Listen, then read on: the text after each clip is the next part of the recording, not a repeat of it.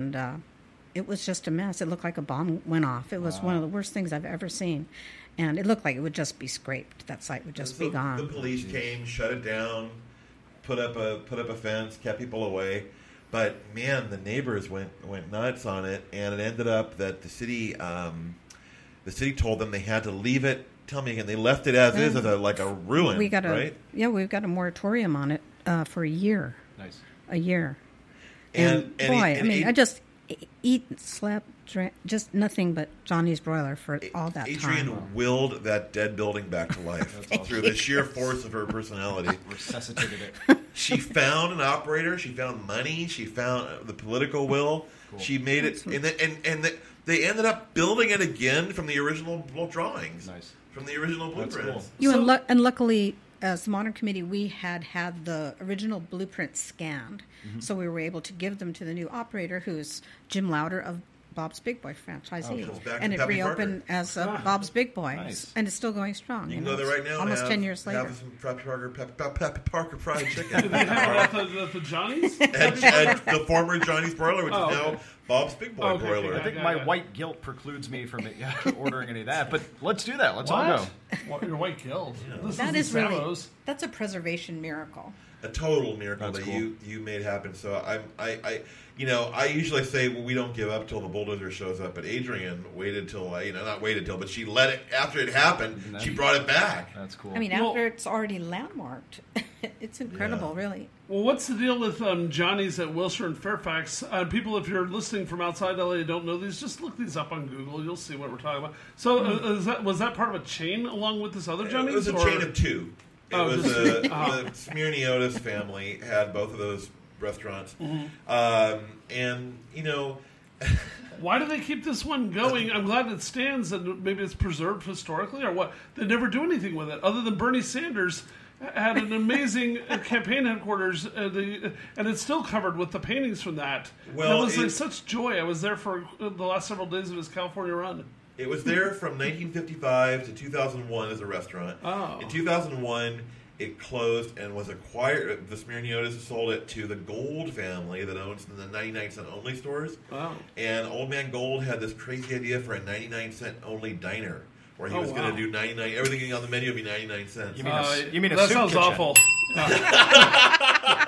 Soup kitchen, yeah. And Old Man Gold kept it for until he died. He died about 5 years ago or something. And his kids got it. And one of his kids is a super Bernie Sanders fan who had that mural painted and put up all those posters. And he's got it open once in a while. They did a hurricane relief thing where you can go drop off blankets or something there.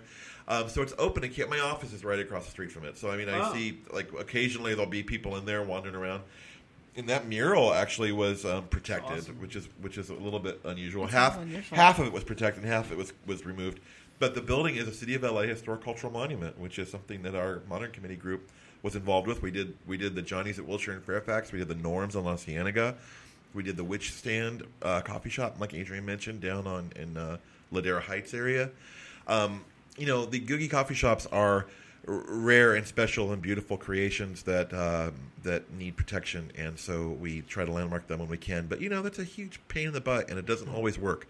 But we try to do it to get ourselves a seat at the table so we can fight for them, and give them a good head start on avoiding the demolition bulldozer.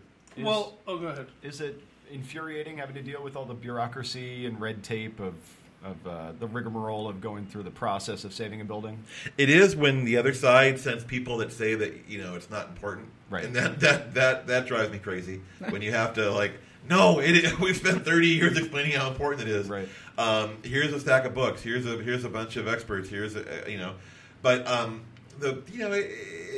it's much easier for me as a preservationist to fight for a commercial building like a restaurant or a civic building like a city hall or a library than for houses. And most of preservation is about houses. And I have a personal. I feel like it's too personal with a house. When you're fighting somebody over their own home, especially if they live there. Sure. But commercial needs more help because it's so vulnerable. Because when boba goes out of style, the boba place is threatened. And just about the bottom line. Yeah, and when the thing it's doing is not functional, right. you got to find a new use for it. And which has happened many times, There's going to be a string of empty pokey restaurants in the next 10 years. Yeah. Oh God! So we got to find a new guy that's going to do a new kind of thing there. And when they come out of the woodwork, when they do decide to do it, we are on them instantly. We're talking about the Penguin in Santa Monica. We're working with that guy constantly to try to do it right and to get the right equipment and to find these weird things you can't find anymore. And that's where our expertise, comes in handy for these people. But and then for example, there was a giant barrel in North Hollywood that somebody wrote into my column asking me, what is that weird barrel? Yeah, I write it's a bar. It's a bar, right? It had been a bar, but there was an old woman living in it who had been What? a flamenco dancer. What? She had run a Lebanese restaurant that had a flamenco dinner show. I think I'm in love. Pass me a bottle, Mr. Jones. There you go. In the 70s, and by the time I met her, she was kind of a crazy cat lady living alone in this place, and I had to kind of coax her out, and I said, hey, I'd really like to interview you. I'd really like to, let's go get lunch or something. And so after several attempts at staking her out, I got her to go to lunch with me. I got her to tell me her story. I did a little story on her in the magazine, and then I did a historic cultural monument application for the building, which went through. She ended up being hit by a car. It got sold by the county. By the way, if you die without friends or relatives, your stuff all goes to the county. And they have an estate sale for you in the City of Industry where they sell all your crap, and then they sell off your property, and they, I don't know what they do with the money, but they sell jokes off your on property. them because I don't have anything anyway. She had costumes God. and stuff from the flamenco show, but they were all full of cat pee. So they boy. anyway. So all the stuff from her place got it's such a horrible story. Everything she had. The worst part of it, I went to visit her in the recovery home after she got hit by the car. And they didn't believe her stories about being a flamenco dancer and about that was so sad. I said, I know, I researched it. I'm a reporter. I know it's true. It was your Tuesdays with Maury. Yeah. And they did the thing trying to feed her with the "Here comes the airplane." And shit was rough. It was rough. Here comes the flamenco dance. Oh, Here comes eat the flamenco dance. That's awful, dude. I gotta say, I have a Snapple. It was so sad. But eventually, our friend Bobby Green, I knew that he runs a bunch of themed bars, and I thought, that guy would really get it. He'd really be into it. So I wrote the Slammark nomination. I talked to Bobby. He got into it. He was really interested in doing it. I had to Scooby-Doo away all the other developers that wanted to buy it at the county auction. And so I scared them all off. And Bobby came in. He bought the place, did a beautiful restoration. It's now called the Idle Hour. Yeah. It's restored. It looks gorgeous. And actually, there was a great big dog, like a dog-shaped restaurant at the Peterson Museum, which was going to be torn down when they remodeled a couple years ago. And I thought, God, that's such a cool thing. What a shame to destroy it, even though it's a replica. Sure. What a shame to destroy this cool piece of art. So I arranged for Bobby to get in there, and he cut it up in 7 pieces, moved it to the Idle Hour, and rebuilt it as a party room. Oh, cool. So you can go rent it out for your birthday, and you can have a birthday in this giant dog. Sweet. So that was like finding the right guy and sort of setting the stage for it. And he spent all the money, and he did all the work to make it happen, and he has a very successful bar now.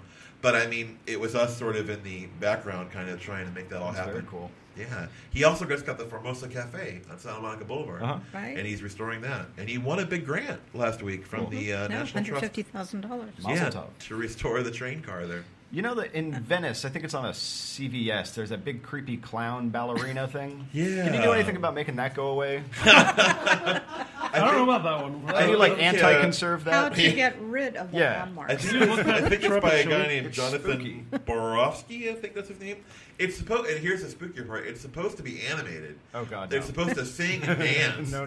So it had a whole routine, which, they don't, we were just talking about this sort of what my friend Kent calls the water feature syndrome, where when you build any extra bonus thing on your building, it never works. The water feature never works, the special lighting never works, the artwork is somebody crashes into a car, and ruins it. That piece, public art is very protected. If you do a piece of for the city or that's out, like Ed Ruscha mural was destroyed. Yeah, and the Ed Ruscha, the Borowski clown. Yeah. The Ed Ruscha mural was destroyed in downtown, and Kent Twitchell did that, and he got like $1.5 million from the city because they painted out his mural. Mm-hmm. So you don't do that. And if you want to change something, you have to ask permission of the living artist or their family.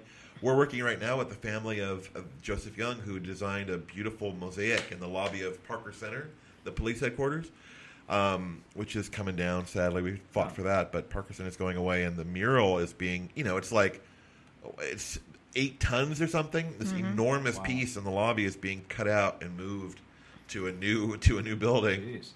So, I mean, we fight for public art, too. I mean, there's... I think we really live it. I really have to hand it to preservationists because it's like a 24-hour. It's just like a Gookie coffee shop. It's 24 hours a day. We're staying in touch with Leslie Young and their family, and we're constantly working behind the scenes, things that people don't really realize.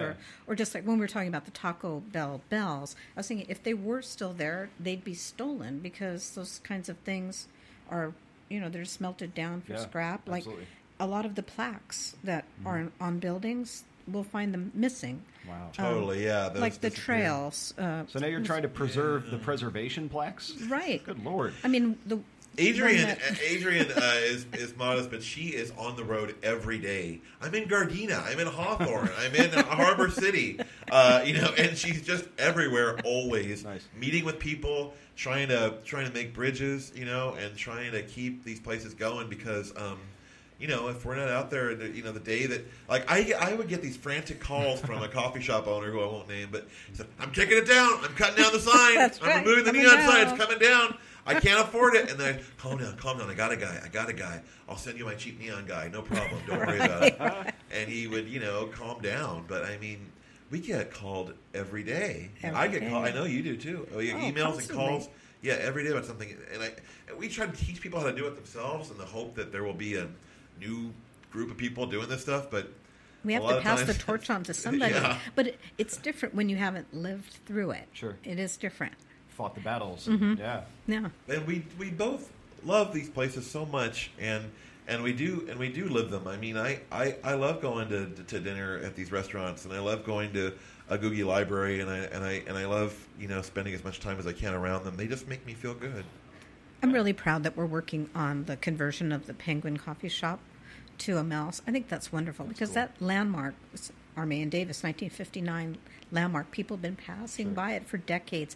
And the dream was that maybe someday it can come back. That hardly ever happens. And now it's happening, and we're the preservation consultants on it. Cool. So it's like, wow, dream come true. It's easy to take for granted. As someone who probably hasn't spent a lot of time thinking about it, and it's not from L.A., it's easy to drive past or walk past something 1,000 times without looking twice at it. But it does make the place a better place to be. And when something looks crappy from like abandonment or decay or deterioration or somebody's not, like everybody loses faith in it instantly. But the minute you put it back and you paint it and you put plants in front of it and it looks spiffed up, you're like, oh, I forgot that thing is beautiful. This is LA, baby. Make it shiny.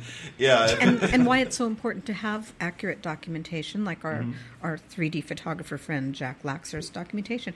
When Jack brought the actual 3D viewer, and we were able to sit and show the owner of Mel's real pictures of how it used to look. It turned the tide. That's awesome. And the thing, and Jack, who is over 90, brought this contraption that you put your head into with a plug, and you had to, it was weighed like 50 pounds. Big Bakelite thing with a clapper on the side that you had to. It's just so great. And like to make if you're trying to preserve a building from the Victorian age, you can't call you can't call somebody from that period, and you can't call McKim, Mead, and White and see what they're doing. But if you're doing a building from this period for a long time, you were able to go and meet with the people. Yeah.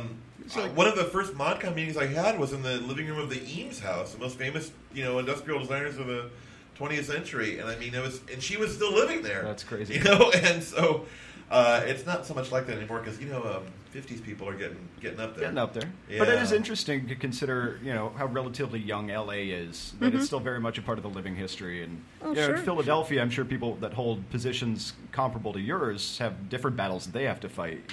Definitely. That's interesting. And also, I think another interesting thing is like we were given a sign by Samuel Flores in Burbank, and it's a very modest building that the sign came down from. It's on Victory or Olive or something? It's on Olive near Victory. And I decided to go to the building department and look up the original building permit, and lo and behold, it turns out to be architect John Lautner's who is a great modern master architect whose homes sell for multi-millions of dollars and is a architect of the Chemisphere. Yeah, wow. Collectible architect. The Sheets Goldstein House.